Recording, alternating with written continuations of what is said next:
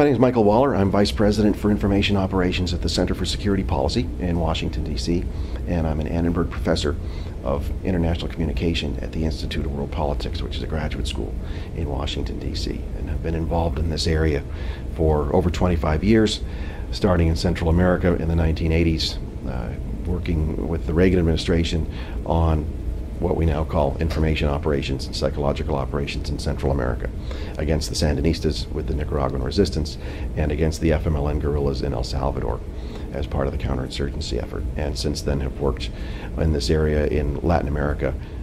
So a lot of our policies right now against terrorists and insurgents and transnational movements is counterproductive because we're not getting into the minds of the people that we want to get into, and in fact we're turning more and more people against us because of the clumsy way in which we continue to handle a lot of our international problem solving.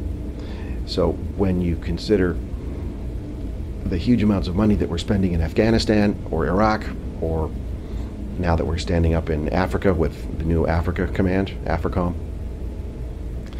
we still don't have institutionally the components and the command structure or even the worldview to use means of persuasion as our prime tool. We call things public diplomacy. It's run by the State Department. It's not very effective. It's not very strategic. And it's very piecemeal in its success. We have information operations, which is a military term, but we use that mainly just at the tactical and operational level, and a lot of people, including in the military, confuse it with public affairs, which is sort of public relations. It's simply a spin and getting information out there, but it's not using information as a tool or using information as a weapon. When real effective use of information is the use of information as a tool and as a weapon against the adversary, to not just to say what we're all about, but to discredit what the enemy is doing and what the adversary is doing, and to make it psychologically very painful for the adversary to function against our interests. If we're going to go to war and we're going to plan a policy that we know will get our own people killed, it defies logic and it defies human decency to exclude tools that will save the lives of our own people. For example, in the planning of the war in Iraq, U.S. military planners had sought to use Turkish territory as a staging point to invade Iraq from the north. And the Turkish parliament didn't go along with it. It was a new parliament dominated by an Islamist party, not the traditional secular parties that has made Turkey such a strong ally. But the margin was very small. It was just a handful of votes. We made no attempt at all to influence the vote in the Turkish parliament. We made no attempt to cultivate Turkish members of parliament to influence that vote so that it would have worked to our advantage. So what did we have to do? We had to invade Iraq, not using that vital front to Iraq's north in Turkey, arguably at the cost of a lot of American lives. It was just obscene. And the State Department did nothing. Its job is to liaise with foreign parliaments and foreign governments, and it did nothing to try to build support in the Turkish parliament. And it's not simply writing position papers or having a reception or something like that. This is good old-fashioned politics the way we do it here at home. And what does that mean? That means money. If you want to influence a congressman, you give him money. In our system, it's sort of a legalized corruption system where we give congressmen money by giving cash to their campaigns. And in an unwritten quid pro quo arrangement, we expect in return that that member of Congress is going to vote the way we want them to vote.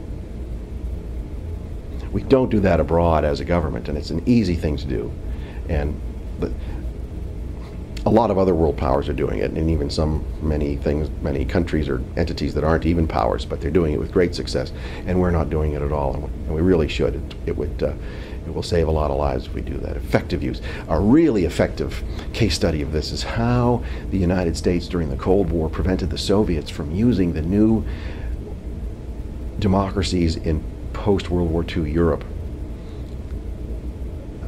where they had the Soviets mounted efforts in Greece, in Italy, in France, and elsewhere to take power through democratic means, through the communist parties that Stalin was funding.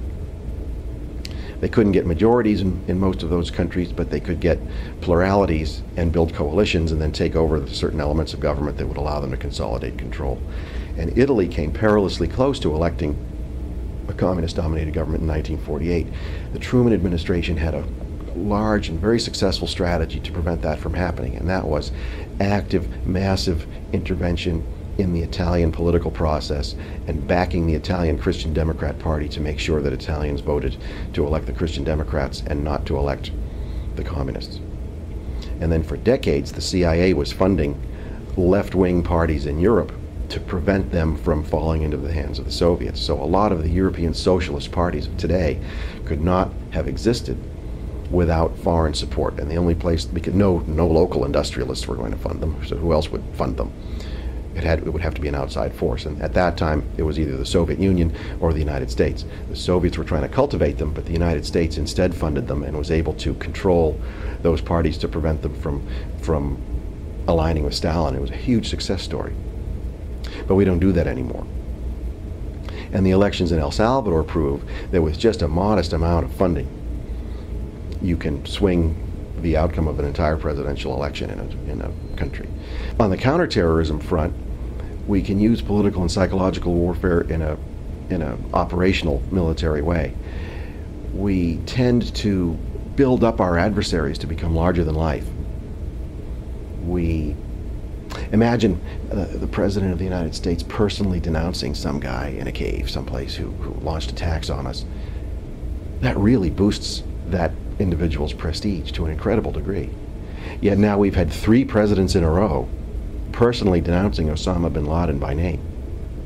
Clinton, Bush, Obama, all denouncing him by name. That really inflates his importance as a terrorist leader and makes him the go-to guy for other terrorists because he's the hero. He's the one fighting the great Satan. He's the one who the great Satan has come out and personally denounced. Therefore, he's the underdog. He's the cause celeb. He's the person that people will gravitate to. So we end up inadvertently building up our adversaries rather than diminishing them or cutting them down.